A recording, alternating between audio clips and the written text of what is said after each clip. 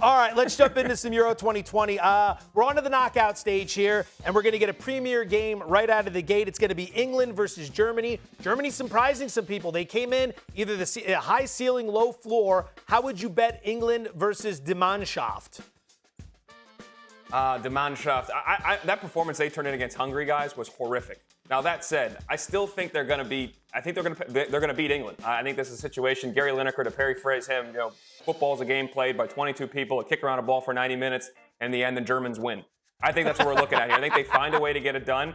It may be England in penalties. England's got all that weight. They got a lot of pressure right now. They're not played well in their games. They've eked out results. And right now, this played at Wembley again. I get that, but I feel like there's a lot of pressure on them. So I'm going to go draw no bet, meaning I'm playing to win or lose. I'm taking the draw of the equation. You lose a little bit of the value there, but it's still plus money. And I'm taking the Germans to go through to find a way. I think they'll play more like they did against Portugal and less like they did against Hungary. And I think England's still trying to find themselves. All right, Dallin, that's the marquee matchup in the round of 16. As we step back and take a look at any of the other matchups you see in the round of 16, any other bets that you want to share with Joe, me, and the viewers? Yeah, I'm big on the Belgians. There's no doubt about that, guys. I was big on them before, and now I like when you look at their futures here, their numbers have gotten even better when you look forward to them. But I think they're going to beat Portugal, and it's a great matchup on ABC. Obviously, Sunday, 3 o'clock. That's prime time. I mean, it's a heavyweight clash. But I think Portugal's a team that's not meeting their potential right now either, and I think Belgium's getting more healthy. Axel Witsel, one of their holding midfielders, got a first performance coming off an Achilles injury since January. He played all 90 minutes in their last game. Eden Hazard started. He went the distance as well. Kevin De Bruyne, we saw him getting back into fitness. What he did in the Denmark game, came in at halftime, goal and an assist, flipped that game on its head. Romelu Lukaku may be the best striker in world football. I think they know exactly who they are, and they're getting healthy. They're going to build into this tournament. I think they take care of Cristiano Ronaldo in Portugal. And then France, the over a goal and a half against Switzerland, it's minus money. I think France is still, we've yet to see them kick into second gear even. So I think they're not playing to their full potential. They're figuring out how Karim Benzema fits in there offensively, and Kylian Mbappe has not been as big a threat as you would have expected. I think they continue to improve. I think this is their best performance when their backs are obviously against the wall. So round of 16, they got to perform and move on. I think they can't tear up a Swiss team that can struggle at times to play out of the back like they like to.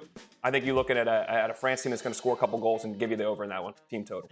You can still bet on who is going to end the tournament and win the Golden Boot, which is the award for the leading scorer. So based on the adjusted odds that exist now heading into the round of 16, who do you like to win that?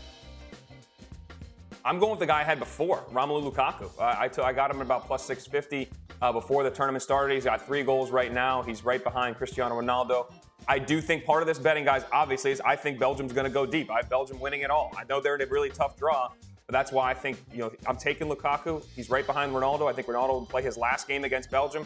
Romelu will move forward, have more opportunities, and I think he would play a good price at plus 550. Again, one of the most informed strikers in the world. When he played at Inter Milan, led them to a Serie A championship in Italy, and he's been on a roll. And again, with all that attacking talent getting healthy behind him, he knows exactly what his job is. He's an outstanding player in terms of his technique and his tactical ability, along with literally a linebacker-like physique. The guy's a walking goal. I like him to get the Golden Boot. Dallin, you mentioned the Belgians and how much you like them in the futures market, Lukaku especially. Any other squads or players you like for future bets as Euro 2020 continues?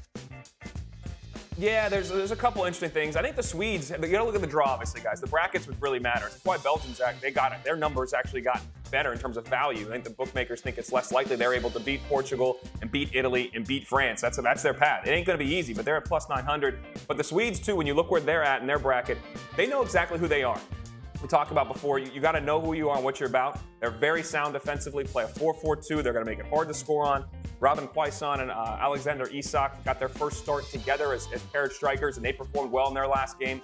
I like the Swedish team. It just has a little bit of a value play to potentially move on out of their first round and then beat England or Germany. As I said before, I think it'll be Germany because I think those two teams, as they're trying to find themselves, Sweden knows exactly what they're about. They know who they are. They play within themselves. I think they could eke out a result and maybe get to the semifinals as a 5-1 favorite, 5-1 value. I also like Belgium, like I keep saying. I'm obviously all over the Red Devils. To get them to the semifinals, it's 2-1. I will take that money as well. I'm all about that team, albeit their draw is tough. I really like where they're at. Disregard my earlier trash talk, America. Dallin Cuff is, in fact, one of the absolute best in the business. Kind enough to spend some time with us here on Bet Down. We always appreciate it, buddy. Thank you. Thanks for watching ESPN on YouTube. For live streaming sports and premium content, subscribe to ESPN Plus.